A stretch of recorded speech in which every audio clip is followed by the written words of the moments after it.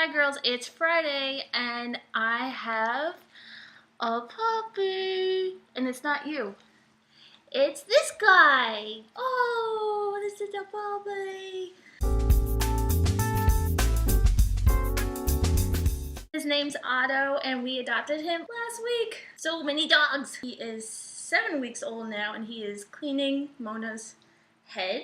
It's very nice of you. He is a boxer lab like Mona. Don't eat my hair. And now he's eating my hair. So this week, Julie's topic for us was writing slumps and how to get rid of them. I liked everyone's ideas this week about them because I feel like I do a whole plethora of different ways to get out of a writing slump. I haven't written lately because of this guy. Now he's biting my hand. So we've been a little preoccupied. We're brand new parents again. So that would explain the dark circles under my eyes and a lack of online presence this week. Whenever people give advice on this channel and I make the Friday video, I usually end up saying, I pretty much agree with everybody. And yeah, with Rachel, I'm a lot like her in the fact that I will go and write in a new environment or an environment that just isn't my office because the change of scenery always helps me. And I feel like a bum if I do go out and I don't write anything. So I can't have that. Why are you biting? That's so mean. You're a mean little puppy. And prompts. Rachel, the 3 a.m. Epiphany is a great book, and I actually read it all the way through one day in Barnes & Noble. I definitely recommend it like you did. And I'm like you, I really don't respond well to prompts. I can't imagine I'm a shoe and then write like I was a shoe for the. I just feel like it's a waste of time. Like if I want to write something that's pertinent to what I'm writing. And if I do something completely different, I'm not going to be happy. That being said, there are some prompts that do work amazing for me, and I found them in the Book of Matches, the Writer's Book of Matches. This is actually Amanda's. It's so good. And not for the usual prompts that are in here, for the one-liners. Like, they have dialogue prompts, and I was looking through them and I'm like, some of these are really good, and I've used some of them in the writing. I would recommend, if you are in a writing slump and you don't do well with prompts, maybe look up one-liner prompts or the ones on the internet. I'm not sure if there actually are any good ones on the internet, but yes, I would definitely recommend those. And then, like Marissa said, she said that she steps away from the whole writing environment altogether, and that's helped me too.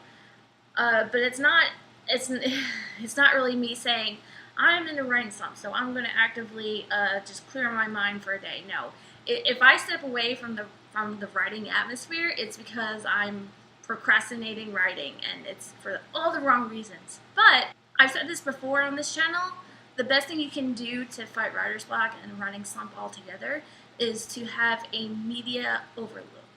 So that means read a book, watch your favorite TV show, watch a movie, read magazines, read newspapers. Basically, any form of media is good, because somewhere along your input of media, you're going to find a spark that's going to make you want to go writing. That's happened to me multiple times.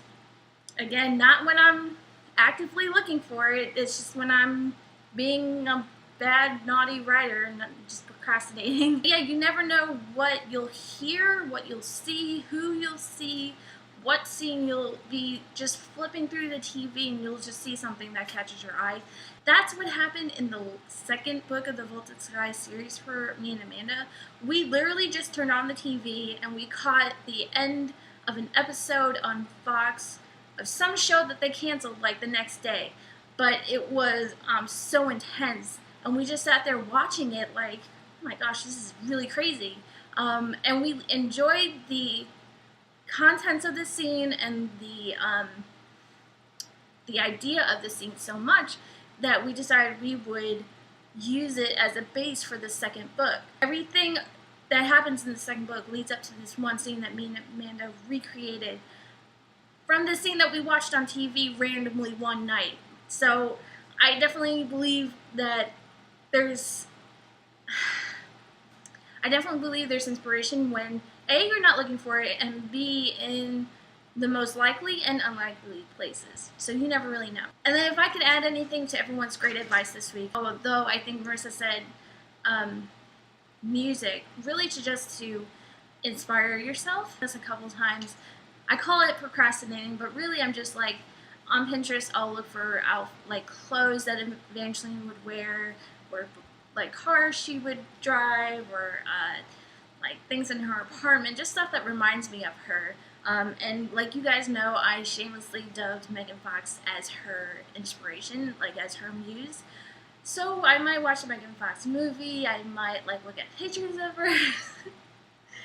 I swear, I'm trying to help. I'm not trying to sound pervy at all. I'm just saying, she's my muse for Evangeline, and looking at her, hearing her talk, looking at the way she moves, and the way she carries herself and how she walks, it's really helpful. I'm going back to school in the fall for a pharmacy tech diploma, and I'm going to be continuing it in an associate's in applied science degree in pharmacy tech.